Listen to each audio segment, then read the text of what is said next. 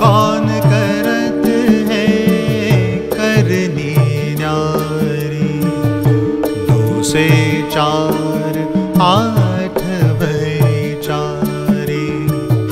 Cancer किंवा कर्करोगाचं प्रमाण किती वेगानं वाढतंय हे मी वेगळं सांगायची गरज नाही. आपण ते रोज आपल्या घरामध्ये, सोसायटीमध्ये, ऑफिसमध्ये पाहतोच आहोत.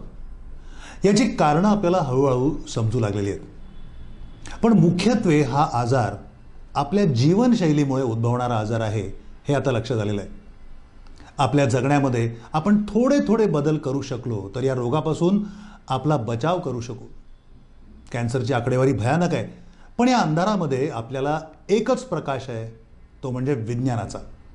आपण या कर्कवृत्ताची मुसाफिरी या मालिकेतून समजून घेणार आहोत कॅन्सरचा भूतकाळ, कॅन्सरचा वर्तमान काळ आणि कॅन्सरचा भविष्यकाळ देखील, आणि तोही अगदी गोष्टींच्या स्वरूपात मनोरंजक रीतीने. या माहितीतून एका व्यक्तीची जरी कॅन्सरच्या संकटातून सुटका झाली तरी खूप आहे. तेव्हा चला बघूया कर्कवृत्ताची मुसाफिरी आपल्या आवडत्या डॉक्टर शेखर कुलकर्णी या यूट्यूब चॅनलवर. आपल्या मित्रांना, नातेवाईकांना ही माहिती फॉरवर्ड करायला विसरू नका, कारण कॅन्सरची आकडेवारी आपल्याला जर खोटी पाडायची असेल तर सर्वांना मिळून एकत्र येऊन ही ज्ञान मनोरंजनाची मुसाफिरी करावी लागेल. कर्कवृत्ताची मुसाफिरी. कहे शेरवर यही वो क्षण है, जिए जिंदगी जिसमें सारी. नमस्कार, मी डॉक्टर शेखर कुलकर्णी. गेली 25 वर्षाहून अधिक ब्रेस्ट सर्जन म्हणून मी काम करतोय. या काळामध्ये अनेक गुरुजनांकडून, रुग्णांकडून, अनेक ग्रंथांच्या वाचनातून, अनेक कॉन्फरन्समधून आणि अनेक विद्यार्थ्यांकडून देखील मी जे काही अनुभव घेतले, जे ज्ञान मिळवलं, ते तुमच्यासमोर मांडतोय. तुम्हाला आवडेल आणि तुम्हाला मुख्य म्हणजे उपयोगी पडेल अशी आशा आहे.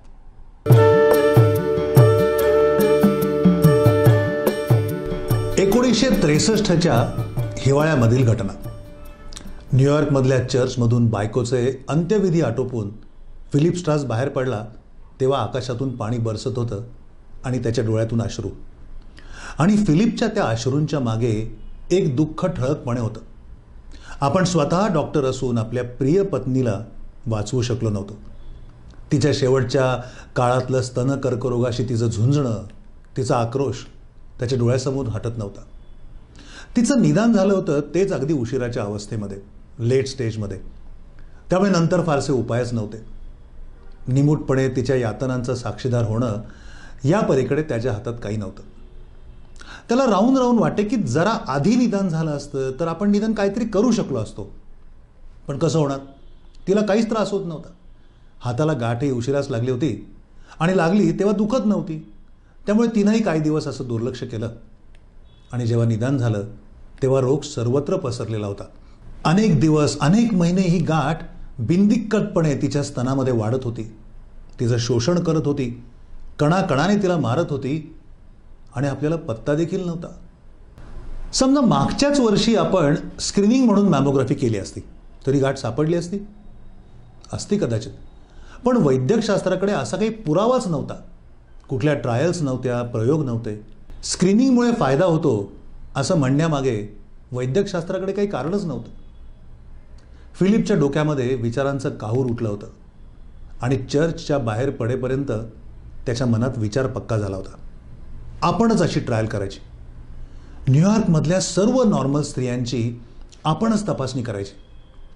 आपल्या पत्नीवर जी वेळ आली ती इतर माता भगिनींवर येऊ द्यायची नाही. अर्थात मनात निश्चय करणं आणि तो प्रत्यक्षात आणणं यात मात्र जमीन आसमानाचा फरक होता. हजारो स्त्रियांपर्यंत पोहोचायचं कसं? त्यांना काहीच त्रास होत नसताना मॅमोग्राफी करून घ्या म्हणून पटवायचं कसं? आणि त्या जरी हो म्हणाल्या तरी एवढा खर्च पेलायचा कोणी? विचार करता करता त्याला त्याच्या 2 सहकाऱ्यांची आठवण झाली. लुई व्हेनेट हा सर्जन आणि सॅम शॅपिरो हा संख्याशास्त्रज्ञ. सर्जनला ब्रेस्ट कॅन्सरच्या शीघ्र निदान पद्धतीमध्ये रस होता आणि संख्याशास्त्रज्ञाला स्क्रीनिंगची नवीन पद्धत शोधून काढण्यामध्ये रस होता. हे फिलिपला ठाऊक होतं. त्यानं दोघांना गाठलं. त्यानं आपल्या मनातील स्वप्न सांगितलं. फिलिपचं बोलणं त्यांना अक्षरशः वेडेपणाचंच वाटलं. तरी त्याच्या बोलण्यातला सच्चेपणा, तळमळ त्यांना जाणवल्याशिवाय राहिली नाही. दोघांनी त्याला होकार दिला. तिघांनी मिळून हा प्रयत्न करून पाहण्याचं ठरलं. काही हजार व्यक्तींना एखाद्या प्रयोगात आणणं हे अक्षरशः आभाळा एवढं काम आहे. अशी एक ट्रायल पूर्वी इंग्लंडमध्ये सिगरेट ओढण्याचे दुष्परिणाम पाहण्यासाठी झालेली होती. इंग्लंडमध्ये सरकारी आरोग्य संस्थेकडे सारे पत्ते, फोन नंबर ठेवलेले होते, त्यामुळे त्यांना सोपं गेलं असेल कदाचित. पण अमेरिकेतली आरोग्य व्यवस्था खाजगी असल्यामुळे असे एकत्रित पत्ते मिळणं अवघड होतं. सर्व नॉर्मल बायकांना प्रयोगात भाग घ्या म्हणून आवाहन कसं करायचं? त्यांना न्यूयॉर्कच्या हेल्थ इन्शुरन्स प्लॅन म्हणजेच HIPची आठवण झाली. इथं सुमारे 80,000 बायकांची नावं आणि पत्ते नोंदवलेले होते. त्यावरून त्यांच्यापर्यंत पोचणं शक्य होतं आणि HIPकडे अशी ट्रायल घडवून आणण्याइतकी आर्थिक ताकदही होती. फक्त तिथल्या अधिकाऱ्यांना असा प्रोजेक्ट पटवून देण्याचा फक्त प्रश्न होता. अनेक दिवस मिटिंगा मागून मिटिंगा चालू राहिल्या आणि शेवटी नशिबाने HIPने हा प्रस्ताव मान्य केला आणि मग कामाची चक्र घराघरा फिरायला लागली. आधी ट्रायलचं डिझाईन निश्चित करण्यात आलं. 80,000 पैकी 40,000 बायकांची मॅमोग्राफी करायची आणि उरलेल्या 40,000ची काहीच नाही करायचं. असं काही वर्ष केल्यानंतर परत बघायचं, निरीक्षणं करायची. ज्या ग्रुपमध्ये नियमित मॅमोग्राफी केली जात होती त्यांच्यामध्ये ब्रेस्ट कॅन्सरचं निदान पुरेसं आधी झालं आहे का, आणि त्यामुळे वेळीच उपाय करणं शक्य झालं होतं का, आणि सर्वात महत्त्वाचं म्हणजे एवढा सर्व खटाटोप केल्यावर स्त्रियांचा जीव खरोखरच वाचतो आहे का? 1963च्या डिसेंबरमध्ये ट्रायलला सुरुवात झाली आणि तत्क्षणी हे काम किती अवघड आहे याची कल्पना आली. पहिल्याच दिवशी अभूतपूर्व गोंधळ उडाला. एक स्त्री आली की तिचा केस पेपर तयार करायचा, हिस्ट्री घ्यायची, याच्यात एक 5-7 मिनटं जातात. मग मॅमोग्राफीला 10 मिनटं. सर्जननं हाताने तपासणी करायची म्हणजेच CBE, याला पुन्हा एक 4-5 मिनटं. कपडे काढणं, कपडे घालणं याच्यात पुन्हा 5 मिनटं. असं प्रत्येक बाईला 20-25 मिनटं म्हणलं तर दिवसभरात तपासण्या किती होणार? अशा 40,000 तपासण्या एका वर्षात. बाप रे, त्याला किती सेंटर उघडावी लागतील, किती टेक्निशियन्स ठेवावे लागतील, आणि असं वर्षामागून वर्ष किती दिवस चालू ठेवायचं? नुसता विचार केला तरी गांगरून जावं अशी परिस्थिती होती. पण खचून न जाता तिघांनी हळूहळू सुधारणा करत गाडी रुळावर आणली. छोट्या छोट्या गोष्टींचं प्लॅनिंग नीट करून कार्यक्षमता वाढवली. अनेक सेंटर्स तयार केली. तिथे एखादी स्त्री आल्यानंतर कमीत कमी वेळात तिच्या सगळ्या तपासण्या होऊन तिला मोकळं होता यावं म्हणून त्यांनी एक सिस्टीम करून घडी बसवली. एकाच वेळेस अनेक बायकांची हिस्ट्री घेणे, मॅमोग्राफी करणे, मॅमोग्राफी हा एक्सरे असतो, त्या फिल्म्स डेव्हलप करणे, याची एक क्रिया मालिका बनवली. कपड्यांच्या दुकानात ट्रायल रूम असतात ना किंवा फिटिंग रूम, तशा छोट्या छोट्या क्युबिकल्स बनवल्या. फक्त एक फरक ठेवला, कुठेही आरसा ठेवला नाही. कारण इतक्या बायका तिथे येणार आणि कपडे बदलणार म्हटल्यानंतर आरसे ठेवले तर जगाच्या अंतापर्यंतही काही ट्रायल पूर्ण झाली नसते. हळूहळू कामाला गती येऊ लागली. कारखान्यातल्या कन्व्हेअर बेल्टसारख्या धडाधड मॅमोग्राफी होऊ लागल्या. नोंदी ठेवल्या जाऊ लागल्या. एखाद्या स्त्रीला तपासणीमध्ये संशयास्पद असं काही आढळलं तर तिची पुढची तपासणी, ऑपरेशन्स, रेडिएशन्स असं सगळं होऊ लागलं. पण अनेक स्त्रिया पत्र पाठवून, फोन करून, पुन्हा पुन्हा आठवण करून देखील येत नव्हत्या. फिलिप स्ट्रास अशा बायकांना पटवण्यासाठी खास वैयक्तिक प्रयत्न करू लागला. काही स्त्रियांना तर इच्छा असून देखील अंतर, कामाच्या वेळा यामुळे सेंटरला येणं जमत नसेल तर अशांसाठी मोबाईल व्हॅन निर्माण करण्यात आल्या.